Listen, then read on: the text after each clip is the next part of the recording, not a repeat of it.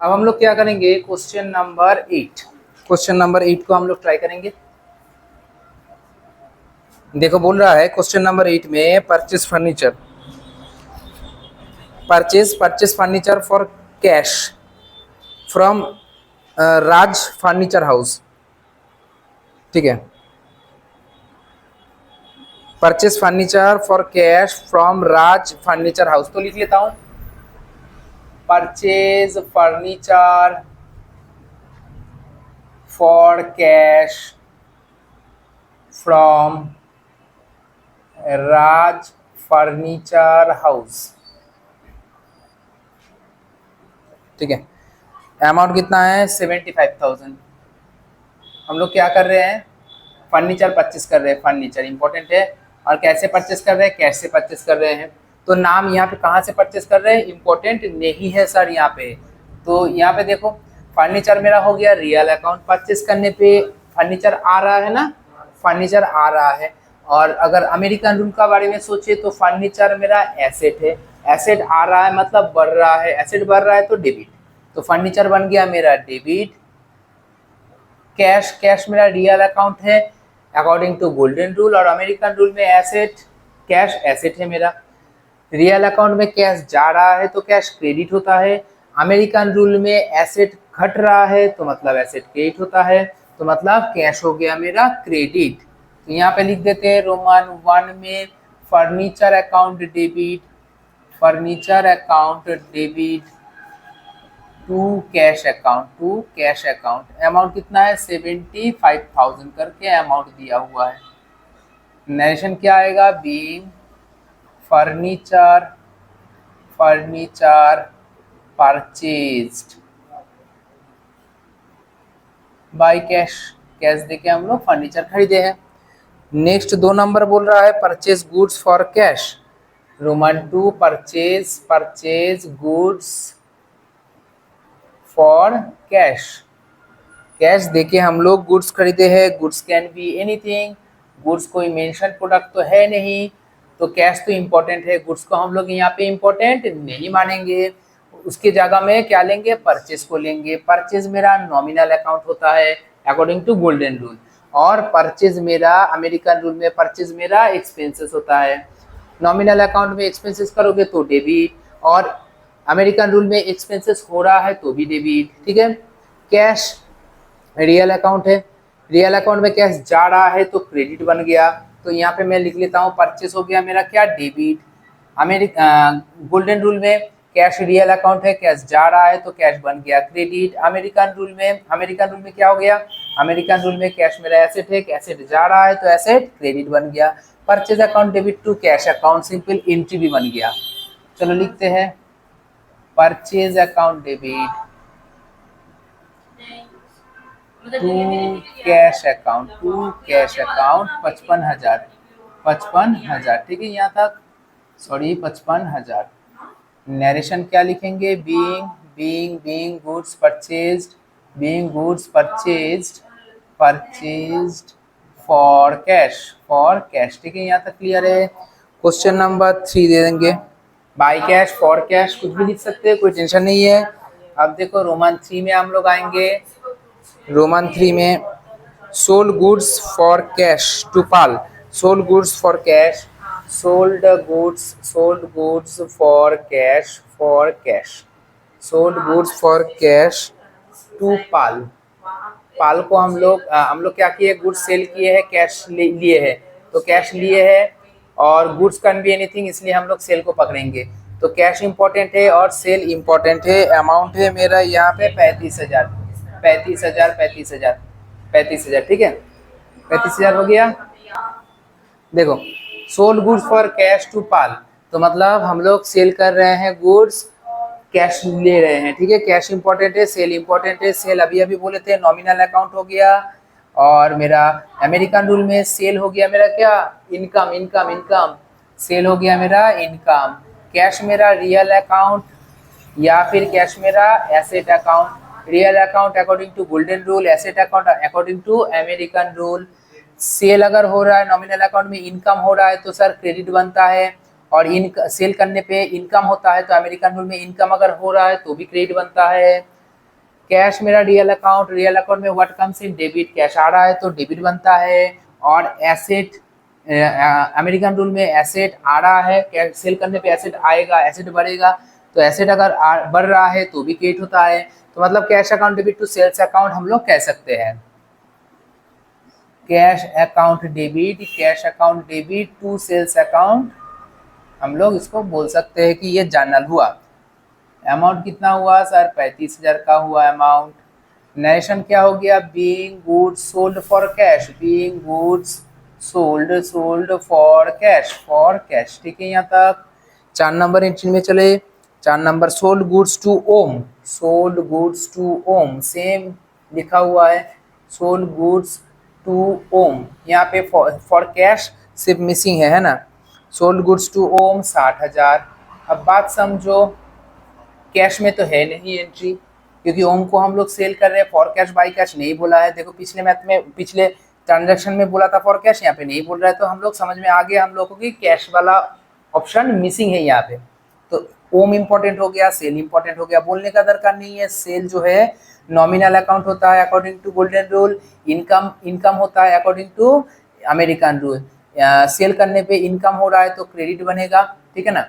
और ओम कौन है, सोल्ड गुड्स टू ओम, ओम बन गया मेरा डेटर मतलब हो गया मेरा एसेट, है ना। तो हम लोग लिखेंगे इसको एसेट लिखेंगे अकॉर्डिंग टू अमेरिकन रूल। और अगर मैं गोल्डन रूल का बात बोलूँ तो ओम मेरा पर्सनल अकाउंट है कि नहीं है, पर्सनल अकाउंट है। एसेट बढ़ता है मतलब सेल करेंगे ओम को तो ओम के पास जाएगा, तो ओम से पैसा आएगा, तो मतलब ओम एक्चुअली मेरा एसेट है, बाद में जिससे पैसा मिलेगा। तो ओम को सेल करने पे मेरा एसेट बढ़ेगा बाद में जाके, तो एसेट बढ़ रहा है तो डेबिट। और ओम पर्सनल अकाउंट में Om is the receiver of the goods, तो ओम क्या हो गया मेरा, डेबिट बन गया। Debit is the receiver, credit is the giver, लेने वाला लड़की, देने वाला लड़का, नहीं सॉरी क्या बोल रहा हूँ मैं, लेने वाला डेबिट, देने वाला क्रेडिट, है ना। तो चलो आ जाते हैं Om Om Om account debit to sales account, है ना, 60,000। Being goods sold to Om on credit. देखो 4 के बाद हम लोग 5 नंबर एंट्री में चलेंगे। यहाँ पे बोल रहा है deposited cash in bank for opening an account, deposited cash in bank for opening an account open करने के लिए हम लोग पैसा जमा किए हैं बैंक में, ठीक है। तो ये इम्पोर्टेंट क्या है, कैश, और ले कौन रहा है, बैंक, है ना। कैश दे रहे हैं और बैंक के पास जा रहा है, तो कैश मेरा हो गया तुम्हारा रियल अकाउंट, और बैंक मेरा हो गया मेरा पर्सनल अकाउंट। कैश जा रहा है तो कैश क्रेडिट, और पर्सनल अकाउंट में बैंक इज द रिसीवर इसलिए डेबिट। अमेरिकन रूल में जाए तो कैश मेरा सर एसेट, कैश निकल रहा है इसलिए क्रेडिट। और बैंक मेरा क्या है, बैंक मेरा एसेट है सर, एसेट बैंक के पास आ रहा है, एसेट बढ़ रहा है तो एसेट डेबिट। तो मतलब bank account debit to cash account sir, bank account debit to cash account. Amount कितना, 70,000 sir, 70,000। Being cash deposited into bank, ठीक है यहाँ तक क्लियर है। 6 नंबर में चलो, रिसीव ए चेक फ्रॉम ओम से एक चेक मिला। अच्छा, ओम को मैं कितना पैसे का पेमेंट किया, सेल किया था 60,000 का। ओम कितना दे रहे हैं देखते हैं। Receive a cheque from Om, receive a cheque from Om, ठीक है ना। ओम से चेक रिसीव किए 20,000 का, और इसी को मैं नेक्स्ट जो एंट्री है ना उसी को मैं साथ ले लूँगा, क्योंकि ये एकदम दोनों एक दूसरे के संग मिला हुआ है। क्या, deposited Om's cheque the next day, next day, ध्यान से समझना, ठीक है। हाँ सर, देखो ओम से चेक रिसीव कर रहे हैं और वो चेक जो रिसीव कर रहे हैं हम लोग बैंक में तुरंत जमा नहीं कर रहे हैं, नेक्स्ट दिन जमा कर सकते हैं, जमा कर रहे हैं। अच्छा, बैंक बैंक से मैंने किसी आदमी से अगर चेक मुझे मिलता है तो चेक का वैलिडिटी कितना दिन रहता है? 3 महीने का वैलिडिटी रहता है, मतलब 90 दिन के अंदर अंदर कहीं कभी भी तुम जाओ बैंक में जमा कर दो पैसा, ठीक है। तो 3 महीने के अंदर अंदर 90 दिन के अंदर अंदर कभी भी तुम चले जाओ। और जब तक तुम कैश को अपने पास होल्ड करके रख रहे हो, वो सॉरी चेक को, जब तक तुम चेक को अपने पास होल्ड करके रख रहे हो, वो चेक चेक नहीं है, वो कैश की तरह बिहेव करेगा, ठीक है ना। वो चेक कैश की तरह बिहेव करेगा, मतलब चेक को हम लोगों को कैश मानना पड़ेगा, ठीक है, कैश हम लोग मानेंगे। तो देखो ना यहाँ पे चेक रिसीव कर रहे हैं ओम से, लेकिन अभी भी हम लोग पैसा इस डेट में क्या पैसा हम लोग जमा किए? नहीं जमा किए, तो चेक को हम लोग बोलेंगे cash receive from Om, cash receive from Om, ठीक है, कैश रिसीव फ्रॉम ओम बोलेंगे। और नेक्स्ट जो है deposited Om's cheque in next day, तो ये जो चेक है उसको हम लोग बैंक में जमा करेंगे और ओम अभी हट जाएगा, हम लोग बोलेंगे कैश को बैंक में जमा किए। क्योंकि देखो ना, पहले दिन क्या हुआ था, चेक रिसीव फ्रॉम ओम, हम लोग क्या बोले? कैश रिसीव फ्रॉम ओम, ठीक है। और दूसरा दिन जब हम लोग चेक जमा करने गए तो बोल रहे हैं कि कैश बैंक में जमा हो रहा है, ठीक है। और अगर मान लो एक ही दिन में रिसीव ए चेक फ्रॉम ओम बोल देता और नेक्स्ट दिन या फिर बाद में कभी ये नहीं बोलता कि चेक को हम लोग बाद में जमा किया, अगर नहीं बोलते तो हम लोग क्या समझ लेते? हम लोग समझ लेते हैं कि जिस दिन चेक रिसीव हुआ है उसी दिन बैंक में जमा हो गया है, डिपॉजिट हो गया है। बात को समझो, तुमको 1 तारीख को चेक मिला है ओम से, ठीक है, मिल गया और कुछ नहीं बोला है, तो मतलब 1 तारीख को मिला और 1 तारीख को तुम जाके बैंक में जमा कर दियो। बात क्लियर है यहाँ तक? और मान लो 1 तारीख को तुम्हें चेक मिला और तुम 5 तारीख को बैंक में जमा कर लिए, तो इसका इसका मतलब क्या हुआ? 1 2 3 4 का किसके पास था चेक? मेरे पास था, मेरे पॉकेट में था सर। तो ये चेक को मैं एज ए कैश कैरी कर रहा था, ठीक है। बात समझ में आ गया? तुमको समझ में आ गया? बोलो। तो मतलब चेक को अगर मैं बैंक में ना जमा करके कैरी करूँ, लेके घूमूं, तो मतलब वो कैश होता है। और जिस दिन चेक को मैं बैंक में जमा कर दूंगा तो वो कैश बैंक में डिपॉजिट हो जाएगा। बात समझ में आया? और अगर चेक मिलते ही मैं बैंक में जमा कर लूँ तो कभी कैश कैश थोड़ी कैरी कर रहा हूँ, नहीं ना।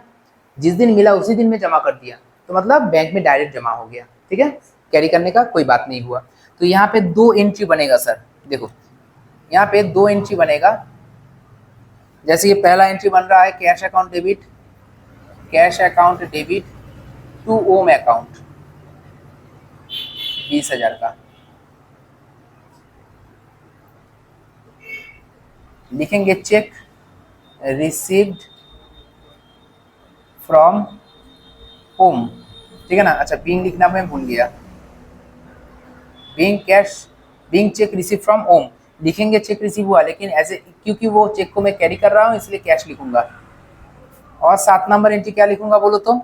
ये जो कैश था मेरा, कैश था, मैं बैंक में जमा कर दिया हूँ, तो जनरल एंट्री क्या हो जाएगा? Bank account debit to cash account sir, to cash account. कितना? जितने का चेक था उतना ही जमा किया हो ना, रखने से चेक का अमाउंट थोड़ी बढ़ेगा या घट जाएगा, नहीं ना। Being check deposited into bank. अच्छा देखो, कैश मेरा रियल अकाउंट होता है सर, कैश रियल अकाउंट है। ओम ओम ओम ओम से मुझे मिल रहा है तो ओम मेरा डेटर हो गया, ठीक है ना। कैश मेरा रियल अकाउंट, कैश आ रहा है तो कैश डेबिट। बैंक मेरा सर पर्सनल अकाउंट, बैंक में पैसा जा रहा है तो बैंक इज द रिसीवर, तो बैंक डेबिट, ठीक है। कैश अगर चला जाता है तो कैश क्रेडिट होता है सर। और ओम जो है वो मेरा डेटर है, डेटर मेरे को पैसा दे रहा है, डेटर अगर पैसा दे रहा है तो डेटर का बैलेंस घट गया। डेटर से मैं पहले मांग रहा था 60,000, जब भी ओम से देखा होता था, बातचीत होता था, मैं बोलता था अरे 60,000 कब देगा भाई। अब वो सुनते सुनते ताना सुनते सुनते वो 2 दिन बाद आके 20,000 दे के गया। अब मैं क्या बोलूँगा, 60,000 कब देगा या 40,000 कब देगा? 40,000 कब देगा, मतलब उसका जो बैलेंस था वो घट गया है। तो मतलब अगर डेटर बढ़ जाता है तो डेबिट, घट जाता है तो क्रेडिट हो जाता है। तो देखो ना यहाँ पे ओम घट गया इसलिए क्रेडिट हो गया, ठीक है। और ओम मेरा क्या है? एसेट है। जब उससे मैं 60,000 पाता था तो एसेट 60,000 है मेरा, एसेट 60,000 है। जब वो पैसा दे दिया 20,000 तो एसेट घट गया ना। अभी एसेट कितना है? 40,000 है, 40,000 है, मैं सोचता रहता हूँ, हर दिन मैं सोचता हूँ 40,000 मिलेगा, 40,000 मिलेगा, मतलब 20,000 घट गया ना एसेट। तो इसलिए एसेट अगर घट जाता है तो मेरा एसेट एसेट मतलब ओम मेरा डेटर था, एसेट है, तो इसलिए एसेट घट गया तो वो क्रेडिट हो जाता है। ठीक है, इसको दूसरे तरीके से हम लोग बोल सकते हैं वो डेटर है, डेटर था, है ना, डेटर का बैलेंस घट गया तो वो क्रेडिट हो गया, डेटर का बैलेंस बढ़ेगा तो वो डेबिट होगा। ठीक है, सिंपल है। तुमको जहां पे भी समझ में आए, जैसे भी समझ में आए तुम चेक कर लो। नेक्स्ट बोलो, बोरो फ्रॉम सोहन, सोहन से हम लोग बोरो किए हैं, उधारी लिए है। बोरोड फ्रॉम सोहन, सोहन से हम लोग बोरो किए हैं कितना, 1,00,000। तो बोरो फ्रॉम सोहन, तो मतलब यहाँ पे हम लोग लिख सकते हैं लोन, लोन लिख सकते हैं ना। बोरो का मतलब क्या है, लोन, बोरो का मतलब क्या है, लोन, लोन ले रहे हैं सोहन से, और कैसे ले रहे हैं, क्या ले रहे हैं, एज ए लोन, आशीर्वाद या कैश, कैश, तो कैश इंपॉर्टेंट है और लोन इंपॉर्टेंट है, लोन फ्रॉम सोहन इंपॉर्टेंट है। ठीक है, तो कैश आ रहा है, कैश अगर सर आ रहा है तो cash real account, what comes in debit, cash sir according to American rule cash asset है सर, एसेट बढ़ रहा है मतलब एसेट आ रहा है तो मतलब एसेट बढ़ रहा है तो एसेट डेबिट। और क्या हो रहा है, लोन फ्रॉम सोहन, मतलब लोन ले रहे हैं सोहन से, सोहन से मैं लोन ले रहा हूँ। ठीक है, अगर लोन ले रहा हूँ तो वो लोन मेरा बन जाता है लाइबिलिटी, लाइबिलिटी बढ़ रहा है तो लाइबिलिटी क्रेडिट, लाइबिलिटी बढ़ रहा है तो क्रेडिट, और लोन जो ले रहा हूँ मैं, लोन मेरा लाइबिलिटी होने के कारण वो क्रेडिट हो रहा है। ठीक है, और अगर गोल्डन रूल में जाओ, लोन फ्रॉम सोहन, तो सोहन इंपॉर्टेंट है, सोहन इंपॉर्टेंट है पर्सनल अकाउंट में, सोहन देने वाला होता है तो देने वाला ऑलवेज क्रेडिट होता है सर, है ना। To loan from Sohan, loan from Sohan कितना है मेरा, 1,00,000।